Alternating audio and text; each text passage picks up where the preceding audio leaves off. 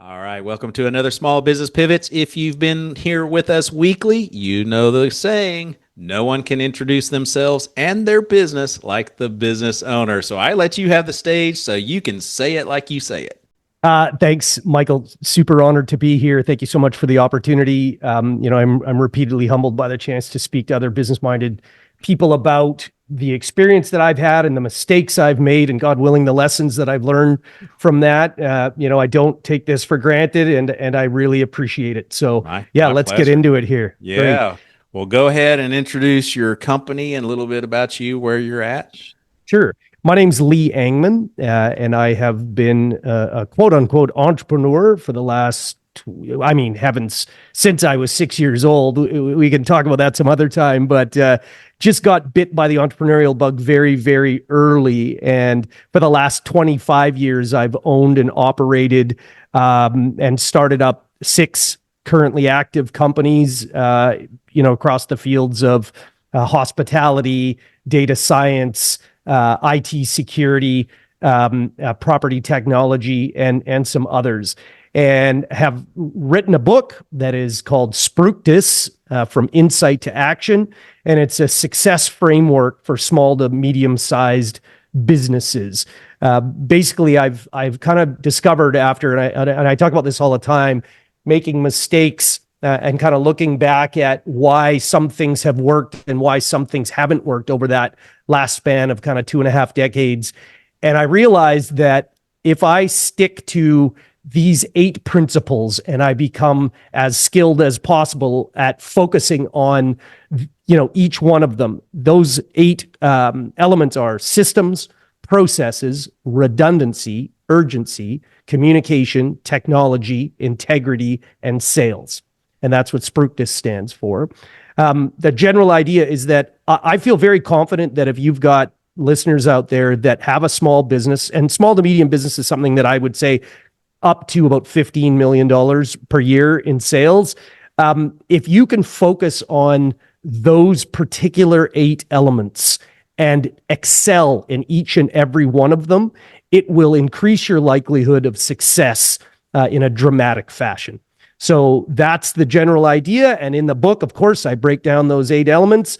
I talk about the key of mindset, which you and I will talk about here in a little bit, at the very beginning, because it's critical to all of it.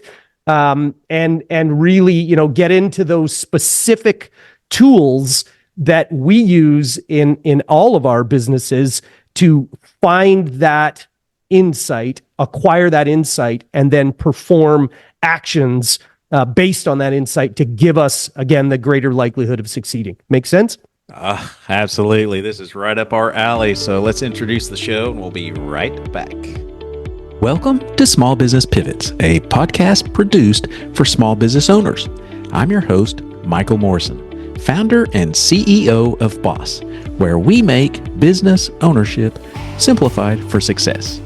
Our business is helping yours grow. Boss offers business loans with business coaching support. Apply in minutes and get approved and funded in as little as 24 to 48 hours at businessownershipsimplified.com. All right, welcome back to Small Business Pivots.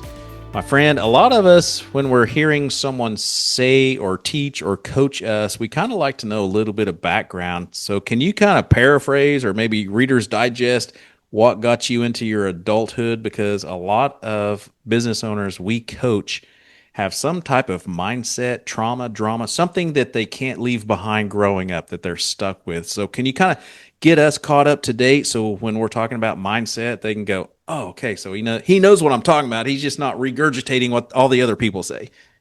Yeah, a couple of things come to mind. I'm going to be talking about my book a lot simply because I've spent so much time on it over the last 1.5 years, almost 2 years now. It's coming out September 24th. So I would imagine, I would imagine that the air date of this will be right around that, but excited about that. At the beginning of the book, I talk about this idea of high school, coming out of high school. and how terrifying it was for me in particular. There's this inevitable, goal that we reach for of graduating from high school. And it just seemed like everything up until that date in my life anyways was so regimented. Coming out of high school, it was like, oh my God, what are we going to do now? So here I was, I'd graduated a year early. And I talk about this. I say, this is how cool I was when I graduated high school. I was living in my parents' basement. I was about 5'3", which was about, 7.5 inches shorter than my thankfully achieved I feel tall. Height.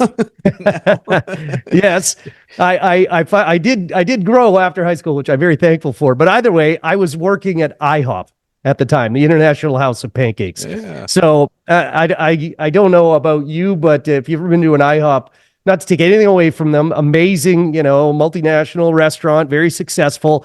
But the average age of the service staff in that establishment at the time, specifically where I worked, was about 145 years old. So here I was, this, typical awkward teenager with no understanding of my own, place in the world, working in this place. It wasn't exactly a hotbed for social interaction. You know what I mean? Yeah. And there was another restaurant that actually opened in the area. It was a chain, only about 10 years old at the time. It was called Earl's. And I applied there on a lark because, to be dead honest with you, I had been into a couple of Earls before, and I just happened to notice, they had attractive young women working there and kind of a cool vibe. I'm like, this seems like a much better idea for me to work at. So I applied there and got a job. They were opening a new restaurant in Langley, British Columbia, this city that I grew up in. I got a job on the spot and ended up, leaving IHOP after a couple of weeks and starting at this new gig. And not to take anything away from IHOP, but the typical kind of systems and processes that inevitably obviously led to the success of a company like IHOP, they just weren't preached in the way at this new restaurant as they did. Things like, the cost of goods sold for liquor, wine, and beer, and food cost, and of course, your labor numbers and all these kinds of things. It was the first time in my life where I had been introduced to these concepts of the business side of a restaurant. And I love that expression, you don't know what you don't know. Yes. I had no idea what I didn't know, and just getting introduced to that kind of mindset for the first time, it was very valuable to me, and it just started me on the path of thinking about thinking in a different way. Does that make sense? Absolutely. Kind of gave you some guidance, a blueprint of what to do, and that's always helpful. So when you got out of IHOP into Earl's, then did you go immediately into entrepreneurship? How did that transition go? That's a great question. It was 5 years after I left Earl's. This was in the early 2000s that a naive group of friends, myself and my brother, opened our first pub in Vancouver.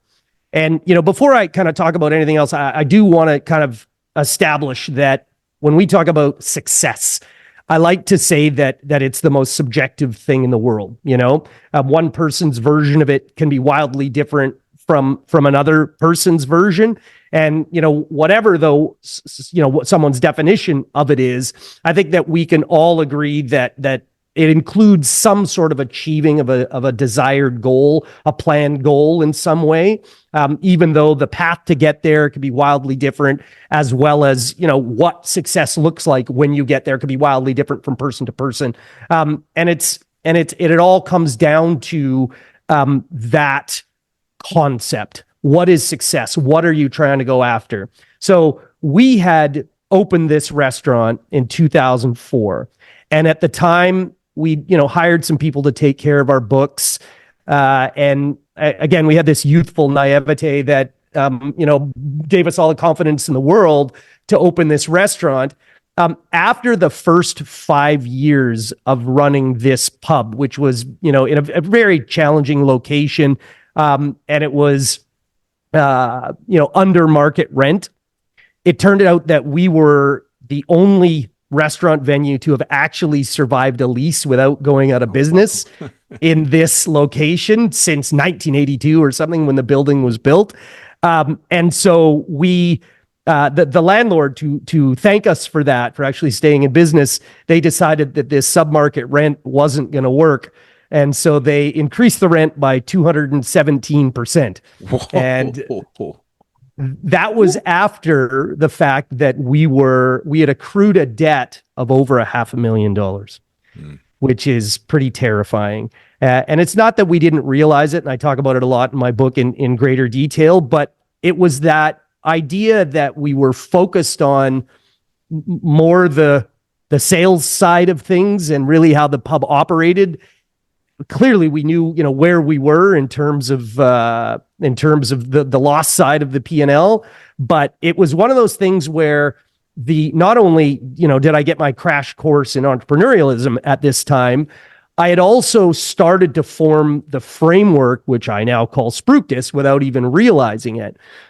It was a fairly bold move, I think, on my part at that time. I had noticed the entire square footage of this location was about 7,000 square feet, which is enormous for a restaurant. We had managed to get what we call a liquor primary license up here halfway through our first 5 years. And in Vancouver, there was a separation between like a food primary restaurant license and a liquor primary license. We got a liquor primary license for the pub side of the building. And I, of course, started to look at the numbers and I was like, oh, this is terrifying. We were making the vast majority of our revenue from the pub side of things. And I thought, all right, which was, by the way, only about 1,900 square feet. So I had this idea that we would approach the landlord. I had to talk to my business partners, and one of which was my brother, and the other three, by the way, were like best friends of ours from the restaurants, and we'd all work together and that kind of thing. We were all pretty stressed out at the time, as I'm sure you can imagine. And one of the guys had an idea to just let's just write a check for $100,000 each and walk away from this thing and be done with it. And that would have crushed, the entrepreneurial spirit and dreams and everything else like that. And I said, I'm not doing that. I've got an idea. Started to look at these numbers in a much more insightful manner. And I said, all right, guys, I propose this. I'm going to remortgage my house. We're going to renovate this place, and we are going to downsize it to the pub only. Okay. This was the end of 2009. And there was a big event coming to Vancouver in early 2010, which was the Winter Olympics. Oh. Massive event. Okay. I had this idea, but of course it was causing all sorts of stress in the personal life and with business relationships. And long story short, I said, look, I'm going to, again, invest an extra $350,000 to renovate the place. I am, as a part of that, I'm going to take over, the vast majority of ownership shares in the company. One of the guys, said, I don't think this is going to work. I'll sign a letter that says I'm going to walk away. We agreed to this idea that if it didn't work out, he wouldn't owe his $100,000, if you will. And it was a little stressful and caused some strain in the friendship, but that's okay. We were still friends after that, and no offense to him, but he was betting against this idea, which is fair. Long story short, we convinced the landlord to let us downsize, and they leased out the other half to another restaurant. We renovated quite dramatically. And by the grace of whatever God you believe in, we managed to open the Monday before the Olympics started in Vancouver, which I think was on a Thursday or something like that. We had an 8-year plan to pay off this now $850,000. I doing the math, I was like, I think we can put away about $100,000 a year, and we can get this thing, the ship righted, and whether it's, 50,000, 500,000, 5 million, whatever it is, not to take away from anyone's idea of business, the stress that was caused by that was an awful lot. You know what I mean? Yeah. So, long story short, or shorter, I guess, we Managed to open the Monday before the Olympics, and a miracle happened. We were busier than we knew what to do with, and we paid off the entire debt in just over 16 months. Oh my goodness. Wow. So you know what you're talking about. Well, it gave me, of course, some confidence. It was a bit of a gamble, but it paid off in spades, and it set in motion the idea that, and it's funny when young entrepreneurs, one of the good things about turning into a crusty old man is that I get to, sometimes talk to young entrepreneurs that are just getting started out. And one of the things that people come up and say, oh, if there's one word of advice that you could give a young entrepreneur, what would it be? And I say, well, it's kind of twofold. If you have a crappy idea and you're going to fail fast, take some lessons, learn, and move on. But if you see a chance to succeed, just don't quit. Persevere through all of the pain and the suffering. And, you have to make some big bets sometimes to get out there and find success. And Lord knows I've made a lot of mistakes and I've lost a lot in over the years, but that was a very instrumental change in my life, my business life, and everything else that surrounded it. And I have been able to kind of look back and say, what were the things that we have learned from that experience? What have we taken and apply it to a kind of a more structured framework? And again, that is what SPRUCTIS is based on. And that's kind of like from the depths of despair to some version of success, and something that I'm absolutely, of course, very, very proud of. Very, very nice. Congratulations. So on the mindset, let's start there. Yes, sir. All right. That can be tricky. I'm not sure how we can keep this short because there is so much in mindset, but that always seems to be the number one cog in the wheel, or whatever you want to call it, with business owners. And it could Couldn't be agree for with you more. multiple reasons. It could be they don't know how to delegate. No one can do it as good as them. So maybe they're a little too egotistical about it. Maybe they just don't know how to manage time. It could be a lot of things, or maybe just self-limitations. A lot of times we find lack of self-worth, and they can never get past that, that bar of either how they grew up. This is all I think I'm deserving of, or whatever. What insights would you give for mindset before we start on your book? Because I want to get you. Yeah, of course. And great question. Of course, there is a single bolded line in my book, and I guess it speaks to the importance of how I feel about that. And I say it's not only about how you think; it's about how you prepare to think. Okay. So being consciously aware of that act, and you and I, spoke about conscious versus unconscious or subconscious thought and that kind of thing, but being consciously aware of not only the act of thinking, which I guess in itself is critical, but how are you preparing to engage in the act of thinking? It's equally important. It sounds a bit funny when we talk about thinking, but if I were to talk about this idea of, say, running or working out or eating healthy, right? You're not just going to be like, I have to do those things.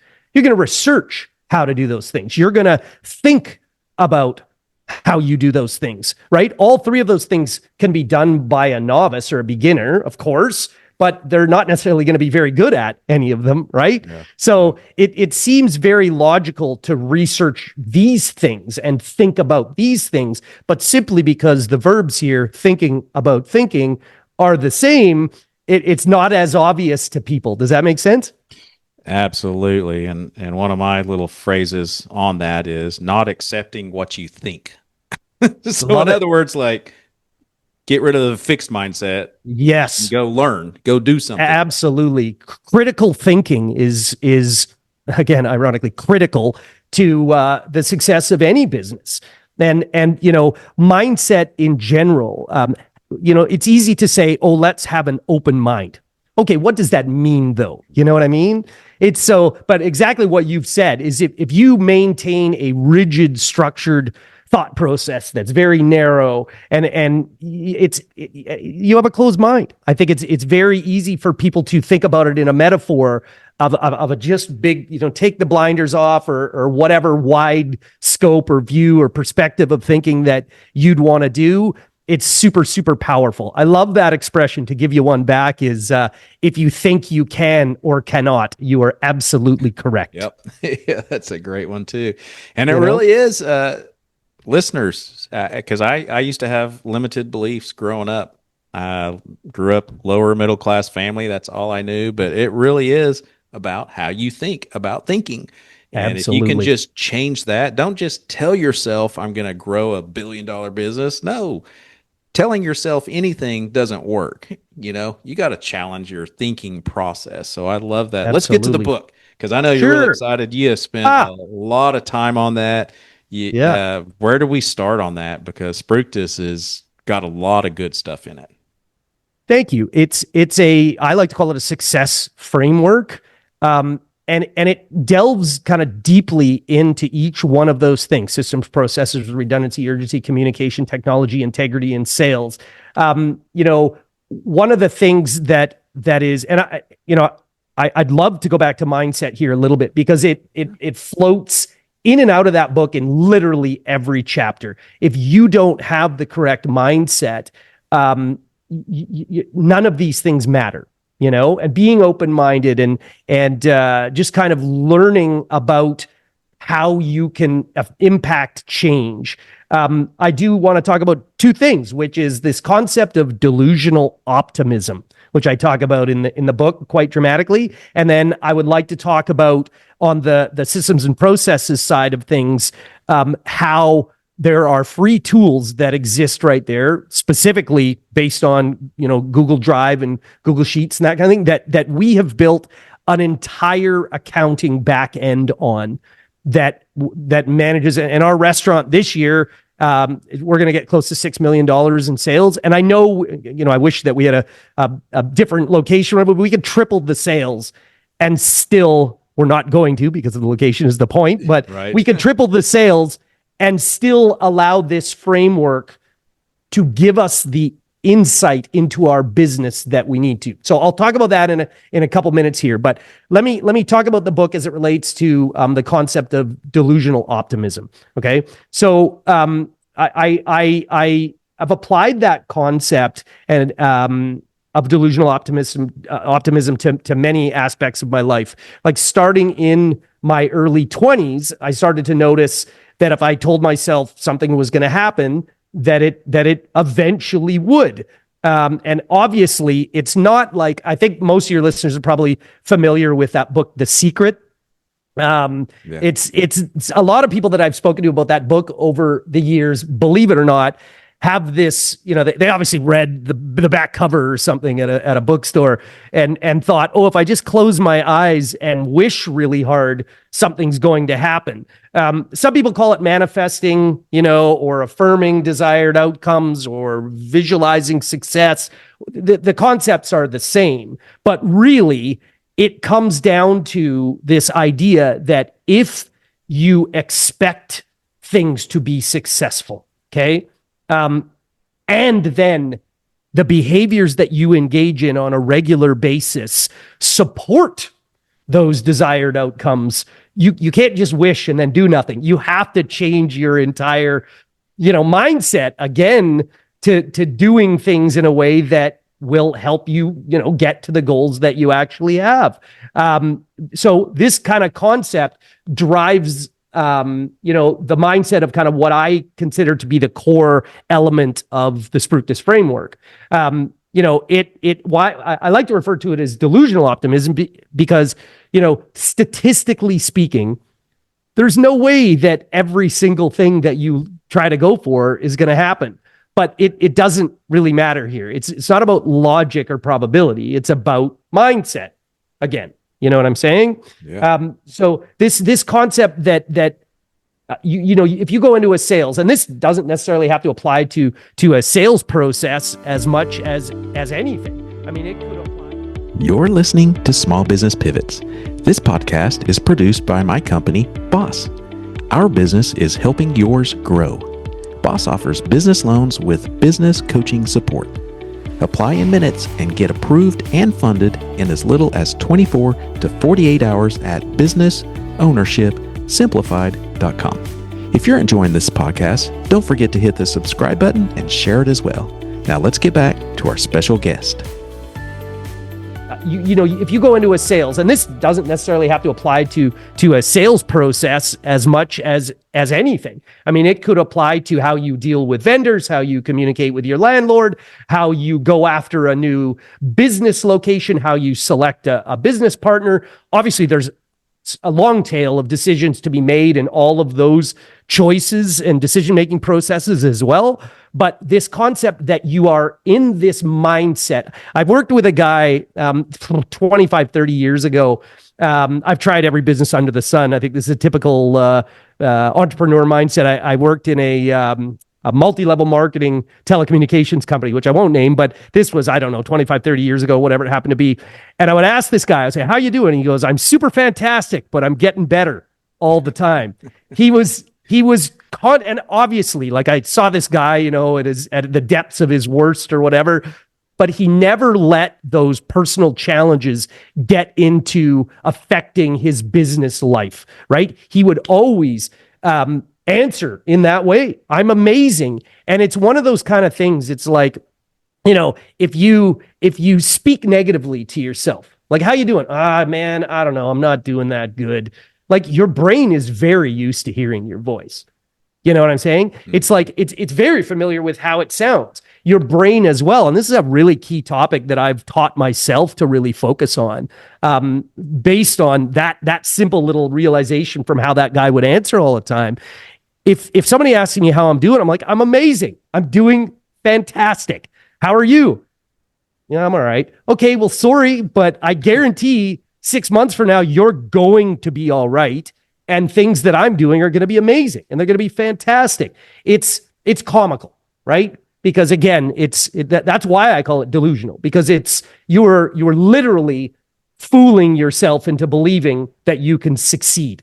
And really, you know, it creates that positive feedback loop that you know, the more you believe in it, the more likely you are in getting to where you are. And every person that is in any kind of business understands that, you know, there are ups and downs. I like to refer to the sine wave all the time of how a typical business day, week, month, or year goes, or period. You know, you're going to be in those pits sometimes. But if you can take that positive energy and you can celebrate those wins, even if you haven't achieved them yet, with the same amount of energy that you beat yourself up for the stupid choices that you make, or the losses, or the bottom of the sine wave, right? If you could take that positive energy, it will help you fuel the necessary energy that's required to get you through the darker times. I think every entrepreneur, another entrepreneur, I can't remember who it was, but I talk about this all the time. He had said, being an entrepreneur is like waking up in the morning and getting hit in the face with a baseball bat every single day, with the occasional element of positive reinforcement to tell you, hey, keep doing this. You know what I mean? Yeah, almost like golf. That's a great comparison. The back nine or whatever is like, I'm never playing this again. And then why is it on the 18th hole you hit this drive or you hit that chip shot and it goes in? I'm like, are you kidding me? Now I have to come back. Well, that's a perfect metaphor, Michael, of what I'm talking about. Could you imagine, even if there was 17 holes of crap and then one hole of majesty, and you had 17 times the negative thoughts about your golf game as you do about that one moment of euphoria when you birdie it on 18, before the clubhouse. The point that I'm trying to make here about delusional optimism is that you should take 20 times the positive energy from that 18th hole as you do for the incremental collection and the sum of those 17 negative experiences that you beat yourself up over. So yeah, love the golf metaphor. And I'll probably have to footnote you on this one. I'm going to use this moving forward. You know what I mean? Well, that comes from personal experience. So it was easy for me to come up with it. Well, that's good. I enjoy golf, but when people ask me if I'm a golfer, I say, well, I like the golf cart. I enjoy driving around in a field. I think you and I would have fun. Yeah, absolutely. Or bored because we're both in the golf cart. I don't know. That's okay. Yeah. It's great to get out on a beautiful course, a finely manicured course. Beautiful. And troop around. Nothing like it. That's fantastic. So, cool. SPRUCTIS. Yes, sir. SPRUCTIS.com is that is correct. Website. And it is coming out September 24th, you said. So the book is coming out. Yeah. The website is up, and I've got a consulting business that exists already to help small to medium business owners. And one of my favorite things to do is to show them this idea of getting insight and making actionable choices about your business.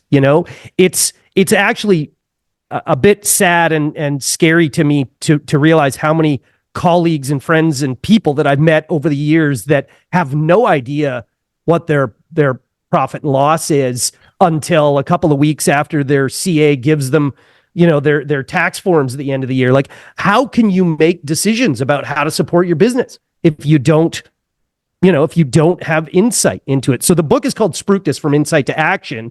And to understand like where you are, in quotes, in your business, it's critical. Like your business's financial health, I would argue, is probably the most critical element of a successful business.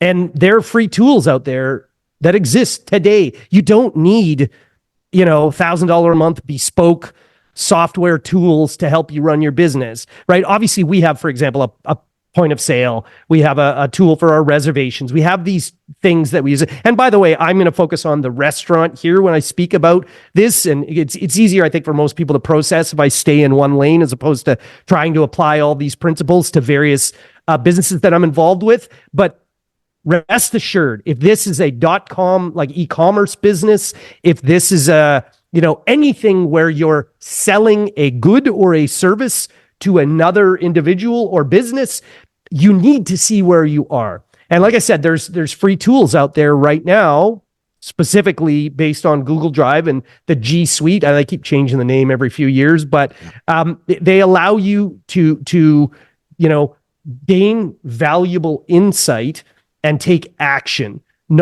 based on concrete information, not just emotion. Right. So I'd love to talk about those tools in kind of a brief way, but I'll pause to see if you kind of have any questions about, what I've said so far. Yeah, well, there's a lot of information. And before we get to all that, I know one of the questions that business owners often have is one more book, more things to learn. When am I ever going to find time to do that? Can you address that and share kind of what you've seen works best for those types of mindsets? Yeah, it takes a bit of a narcissist or an egotistical maniac to think, hey, I should write a book, because it's like, what the hell have you got to offer that somebody else hasn't said already? I like to believe that the reason that somebody should pick up this book and, reach out via the website and say, hey, I'm wondering if maybe you can help me, is because there's zero doubt in my mind that these systems have not only saved a business, which I described earlier in this call, but have provided the framework to allow us to make decisions that are based in logic and fact.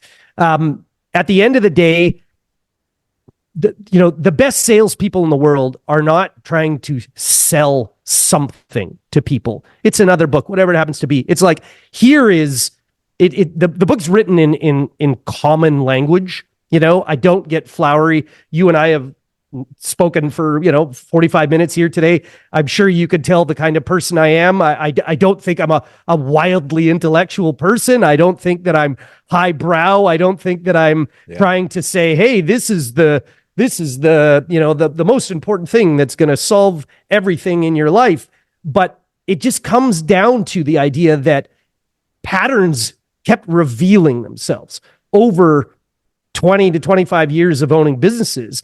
And I was like, okay, I started to describe these to people. Hey, how are you doing XYZ? How are you doing your bookkeeping? How are you doing your invoice entry? How are you doing your daily bank reconciliation? How are you doing your tax remittance and reconciliation? How are you doing all of these things? And I started to notice that there's all these disparate ways that people were doing things. And I kind of just started by saying, have you thought about doing it this way? And they're like, that's very intriguing, a little bit unorthodox, but why not give it a crack? So again, it's about the signs, the patterns, the repeatable, signs out there that told me, hey, maybe this is worth someone else taking a look at. And at the end of the day, if I could help a single of your listeners make better decisions about how their business operates or how they, choose to decide how their business operates, wildly successful use of my time here today. I always say this: you win or you learn. The only way that you lose is if you take zero lessons from the things that the mistakes that you've made. And Lord knows I've made my fair share, a boatload, depending on the size of that boat. Mine's very large in my mind, but it's not a canoe. Let's put it that way. Well, that's how you know if you're successful. If you failed a lot, in my book. I agree. I if absolutely it just clicked agree. along, then you weren't bold enough, in my opinion. No. So, yep. Well, yeah, out you of have to this take some book, risks. Yes. Go ahead. Out of this book, so you talked about the tools and resources, and we're limited on time, and plus we don't want to spoil everything. We want to buy the book, but out of the tools and resources, or maybe one of the topics that comes out of your book, which do you feel would be the best for our listeners to hear? I think that they could, if you have a Gmail address, you get a free version of Google Drive.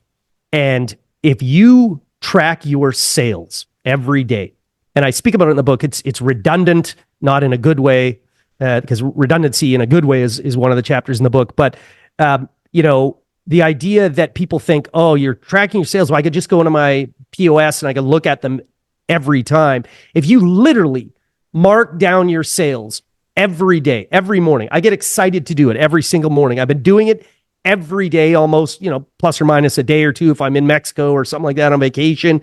But for over 20 years, I've been entering my sales into a spreadsheet, which started with Microsoft Excel back in the day and then graduated into an online version of that. Okay. I don't care what analysis you do of your business. I would bet that the denominator for said analysis is very likely to be sales just about every time. Okay. So whatever your labor is, whatever your cost of goods sold is, whatever, promotions that you've given out that particular day, most of it is pretty irrelevant if you don't divide it by sales. So it's a good place to start. And I could speak very specifically if I have an opportunity to do any one-on-one calls with any of your listeners. That is the very, very basic foundation of the SPRUCTIS framework, is to allow yourself to see what your sales are, and you're connected to your business. There's so many good reasons to allow you to require you to kind of mark down your sales every day. And I'm not talking 2 weeks from now, write down 2 weeks, yesterday's sales. I'm talking tomorrow. Keep your finger on the pulse of your business. And that then allows you to enter a world of amazing depth and detail, and using that sales figure, or the amalgamated sales figures over a day, a week, or a period, or a month, or whatever it happens to be.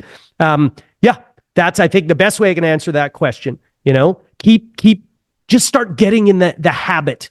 One of my favorite books, by the way, is Atomic Habits. Yeah. It's these tiny little things that you do on their face, not significant. But when you connect them with 5 or 10 or 20 or 100 other habits that you do in a meticulous, regular way, that's when some of the magic starts to happen. Know your numbers. Yeah. Yeah, Got to know your numbers. absolutely. Your bank account balance is not your numbers. And I say that because most small business owners use their bank account and not their financials because I they don't agree. understand them. Yes, that's the difference between this concept of a balance sheet versus a P&L. In isolation, the P&L doesn't matter. It matters, but it's not as critical. In isolation, your balance sheet, aka your bank account, whatever it happens to be, a little more detail, they don't matter. But if you look solely at your bank account and you're in the black, and that's the only method by which you determine the financial health of your business, you're in trouble. Big trouble. Yeah. A lot of times, some of these things are so simple. So when someone talks to us and says, how am I going to fit that in my day? I'm like, I don't think you can afford not to fit it in your day because you're not going to make it. you know, I believe, Michael, I'm one of the laziest people you'll ever meet. And I'll qualify that by saying that I would rather spend 200 hours to do something to save myself an hour 201 times or more. Okay. Because I don't like spending time unnecessarily. So I could tell you right now, efficiency is the product of laziness. All right. And if you're able to take the things that you have derived from that efficiency and apply them to your business practices, I quite honestly, I can keep track of the numbers of a $6 million restaurant with an average of about 7 to 10 minutes a morning.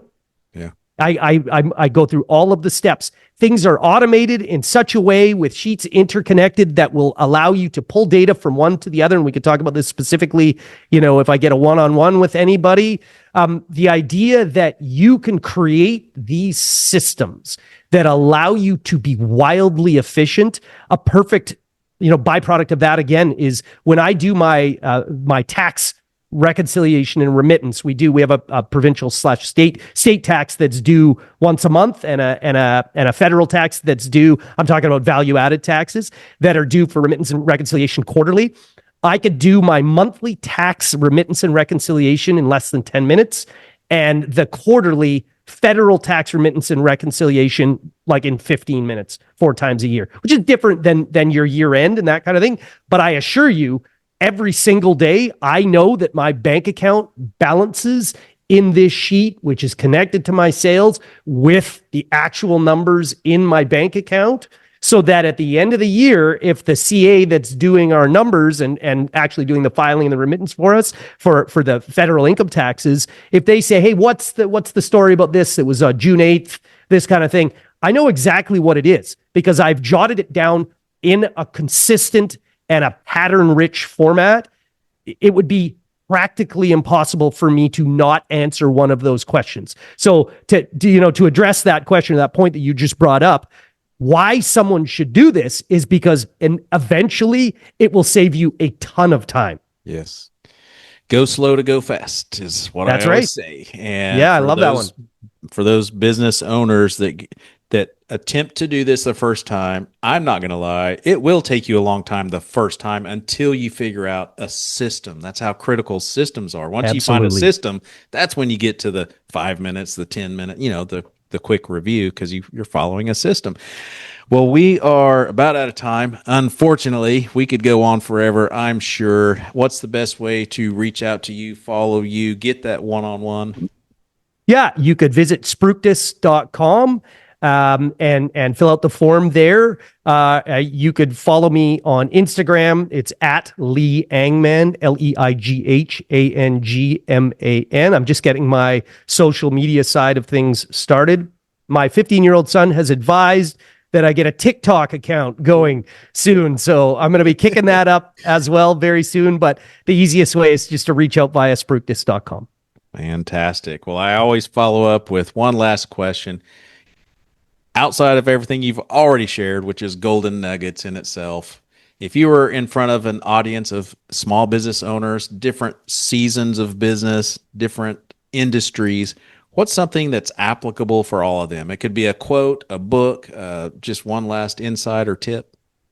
Yeah, I guess that's a great question, and you didn't prep me for this, so I was like, quickly think about this one. I can already tell you have a bunch of them.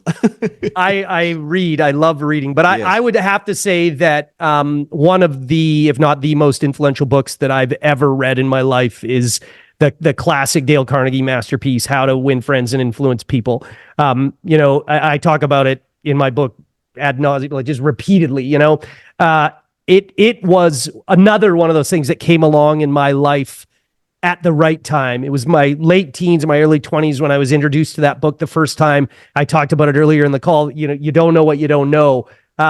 It just opened my eyes to a different way of thinking about things. And if you have not read that book, just go get that book. I think he sold, obviously the guy's been dead for years, but I think he sold, tens of millions of copies of that book. It's just that good.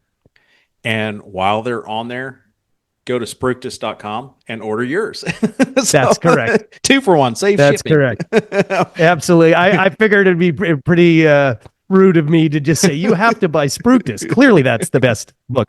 I've been influenced by a tremendous number of books out there, and I talk about them. I absolutely talk about them. That is an all-time classic. That is for sure. Absolutely. Well, my friend, you've been a wealth of information and a blessing to many. I sincerely appreciate your time as well as our listeners. I do not take this for granted, Michael, and really appreciate the opportunity to get on here. So thank you so much for allowing me to reach out to your many listeners, and look forward to the opportunity of learning from them as well. Thank you for listening to Small Business Pivots. This podcast is created and produced by my company, Boss.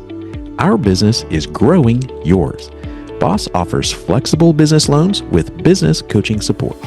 Apply in minutes and get approved and funded in as little as 24 to 48 hours at businessownershipsimplified.com. If you're enjoying this podcast, don't forget to hit the subscribe button and share it as well. If you need help growing your business, email me at michael@michaeldmorrison.com. We'll see you next time on Small Business Pivots.